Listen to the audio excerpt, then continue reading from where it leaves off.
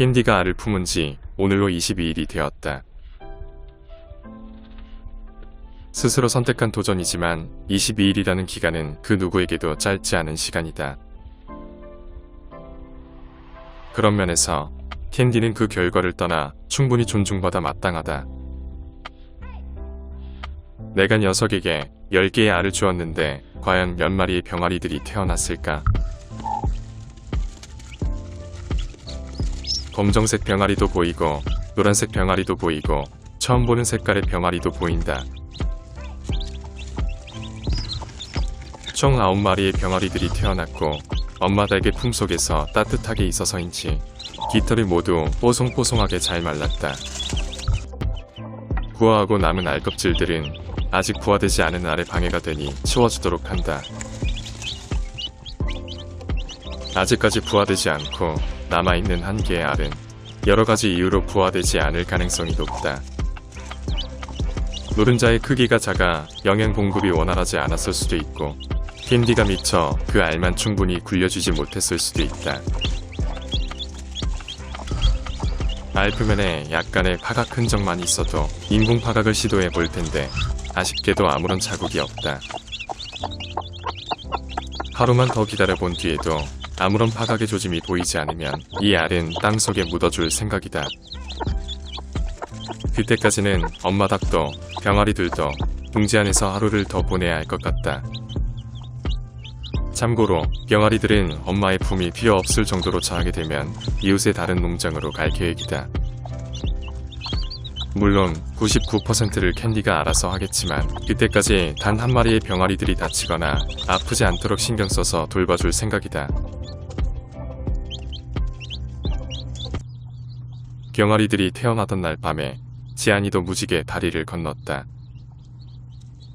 밤새도록 한 마리 한 마리 태어나는 새로운 생명의 소리를 들으며 지안이는 그동안 열심히 살아왔던 삶을 끝낸 것이다. 어느 누구도 관심 가지지 않는 이름 없는 산란닭으로 태어나 좁디 좁은 닭장 안에서 죽으라 알만 낳았던 녀석.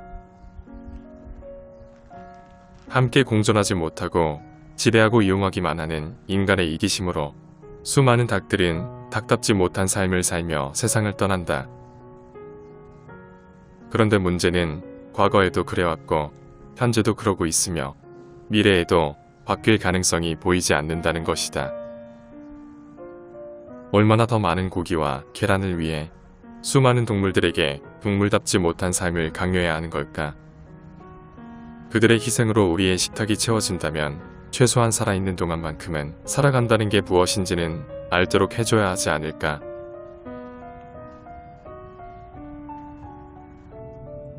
삶이 끝나는 것도 그 삶의 일부라는 말이 있다.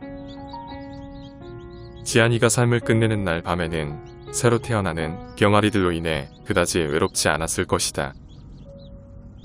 대부분의 닭들이 이름도 없이 세상을 떠나지만 지안이는 자신이 누구였는지 흔적만큼은 남겼으니 결코 의미 없는 삶은 아니었을 것이다. 게다가 지안이라는 이름 그대로 이제 진짜 편안함에 이르게 된 것이니 나도 녀석도 지켜보는 많은 사람들도 아쉬워할 필요가 없다. 누구나 가야 하는 그곳을 생각보다 조금 일찍 가게 된 것일 뿐이다. 지안이는 내가 아끼는 나무 아래에 묻혔다. 그 나무가 살아있는 동안만큼은 지안이는 늘 내 기억 속에 존재하게 될 것이다.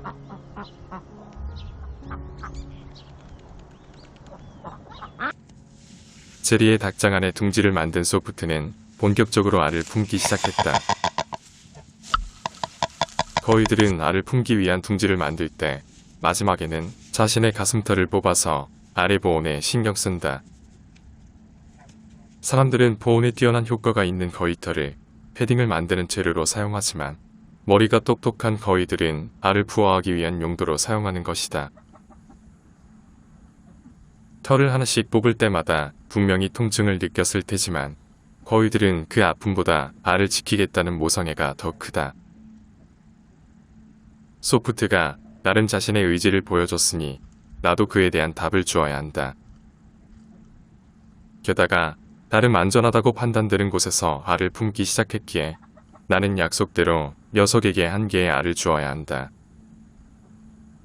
이제 남아있는 관건은 소프트가 얼마나 열심히 그리고 성공적으로 알을 잘 부화하는지 여부에 달려있다. 단지 한 개의 알을 부화하는 것이니만큼 100%의 성공이 뒤따라야 하기 때문이다. 하지만 내가 녀석을 도와줄 건 특별히 없다. 단지 먹을 사료와 마실 물을 가까이에 두어서 알을 품는데 지장이 없도록 만들어 주어야 한다. 한 달간의 긴 여정에 들어간 소프트에게 행운을 기원한다. 그 다음날 캔디가 알을 품은 지 23일이 되었고 병아리들이 태어난 지 이틀째가 되었다. 아직까지 부화되지 않은 한 개의 알은 더 이상 가능성이 없다고 보고 포기를 해야 한다. 물론 암탉은 쉽게 포기를 못하기에 그 역할을 내가 해줘야 한다. 병아리들을 둥지 밖으로 빼내기 전 미리 사료를 준비한다. 배가 고픈 엄마 닭과 병아리들을 위해 사료도 줘야 하지만 오늘은 녀석들에게 특식을 준비했다. 삶은 오리알 노른자를 으깨어서 주면 그동안 알을 품느라 고생한 캔디의 건강 회복에도 도움이 되고 병아리들의 성장에도 큰 도움이 된다. 내가 적당히 으깨어 놓으면 캔디가 알아서 병아리들이 먹을 수 있도록 만들어 줄 것이다. 병아리들은 갓 태어난 일주일간이 가장 이쁘고 귀여운 것 같다. 잠시 뒤 캔디와 9마리의 병아리들이 둥지 밖으로 나왔다. 예전에는 몇 마리 안 되는 병아리들을 키우다가 지금 너무 많은 병아리들을 키우게 되어서인지 캔디는 정신없이 병아리들을 챙기기 시작한다. 아직 뭐가 뭔지 모르는 철없는 병아리들은 엄마가 챙겨주는 노른자를 먹기도 하고 딴청을 피우기도 한다. 적막했던 닭장안이 순식간에 병아리들의 삐약 소리로 가득 차버린 것 같다. 아이러니하게도 불과 하루 전 이 자리에서 지안이는 무지개 다리를 건넜다. 지난 40여일 동안 버티고 버티다가 왜 하필 많고 많은 날들 중 그날 삶을 끝내게 되었을까? 많은 생각을 한 끝에 나는 지안이가 죽던 그날 밤 녀석은 9마리의 병아리들 중 한 마리로 다시 태어났을 거라 짐작한다.